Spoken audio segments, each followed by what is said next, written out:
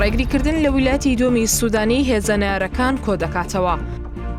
لە پێش پەردەوە جم و جۆڵ بۆ پێکێنانی هاوپەیمانێتیەک لە هەرێم و عێراق لە ئارادایە.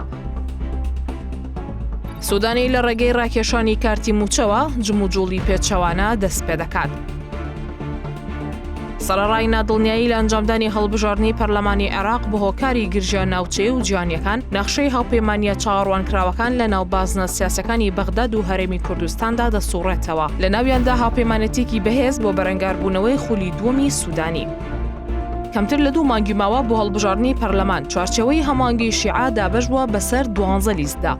ئەو هاوپەیمانیەی کە دیارترین پارتا شیعەکان و گروپە هاوپەیمانەکانی ئێران لەخۆ دەگرێت. هەرچەندە چوارچێوەی هەماهەنگی سەرکردایەتی حکومەتەکەی ئێستا دەکات کە محەممەد شیع سوودانی سەرۆکایەتی دەکات. بەڵام ناکۆکێکی قوڵ لە نێوان ئەندامەکانیدا سەری هەڵداوە. بەتایبەتی لە نێوان نووری مالیکی سەرۆکی هاوپەیمانی دەوڵەتی یاسا و سوودانی کە لەلایەن هەندێک لایەنی چوارچێوەوە پشتیوانی دەکرێت.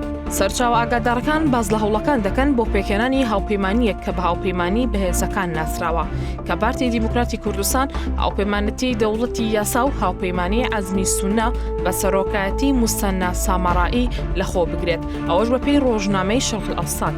بە وتەی سەرچاوەکان سامەڕایی دیارترین کەسە کە تامەزرۆی ئەم هاوپەیمانیەیە بە ئامانجی کۆکردنەوەی هەردوو لایانی چوارچێوەی هەماهەنگی مالیکی و قەیز غەزعەلی لەگەڵ مەسعود بارزانی. بەڵام سەرچاوەکانی دیکە پێیان وایە ئەم هاوپەیمانیە هێشتا پێویستی بە زۆر شت هەیە بۆ ئەوەی بگات بە ئەنجام. اتفاق سیاسی مبنی على أسس شراكة.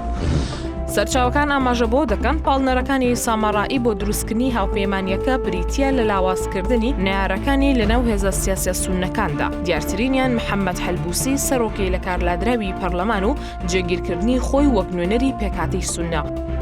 محەممەد شیع سوودانی و نووری مالیکی بە دوو ئاڕاستەی پێچەوانەدا کار بۆ ڕازیکردنی پارتی دیموکراتی کوردستان دەکەن تا لەگەڵیاندا بچێتە هاوپەیمانیەکی نوێوە. بەپێی ئەو سەرچاوانە سوودانی هەوڵ دەدات ڕێگری بکات لە گەڕانەوەی مالیکی بۆ پۆستی سەرۆکوەزیران.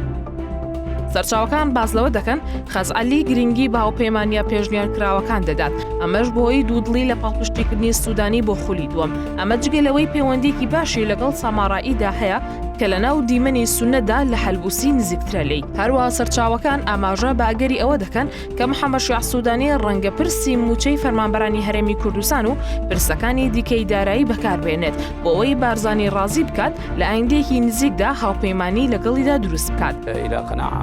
أنه البدء بالمفاوضات مع جانب فواد حسين وەزیری دەرەوە کە سەر بە حیزبەکەی بارزانیە پێشتر لابردنی ئەو بربەستەی ڕاگەاندبوو کە ڕێگر بووە لە پێدانی موچەی فەرمانبەرانی هەرێمی کوردستان بەبێ ئەوەی دیاری بکات چۆن ئەو کارە کراوە.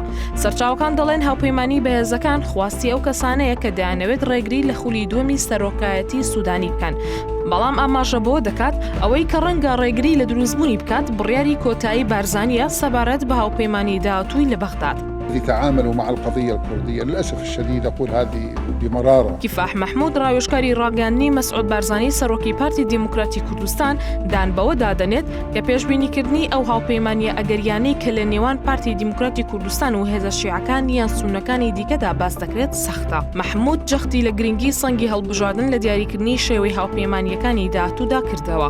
ڕاوێژکارەکەی بارزانی ئاماژە بۆ شتانە دەکات کە ناوی دەنێت نەگۆڕا استراتیژیەکان کە بەلای حیزبەکەی و هێزە کوردیەکانی ترەوە گرنگە کە پێکهاتووە لە چارەسەرکردنی کێشەی نەوت و وزە پرسی ئاڵۆزی موچەی فەرمانبەرانی کوردستان لەگەڵ باوەڕبوون بە بنەما دەستوریەکان سیستەمی فیدراڵی و ڕێزگرتن لە دەسەڵاتەکانی هەرێم. جەخت لەوەش دەکاتەوە هەر ڕێککەوتنێکی پێش هەڵبژاردن هیچ گرنگێکی ڕاستەقینی نییە.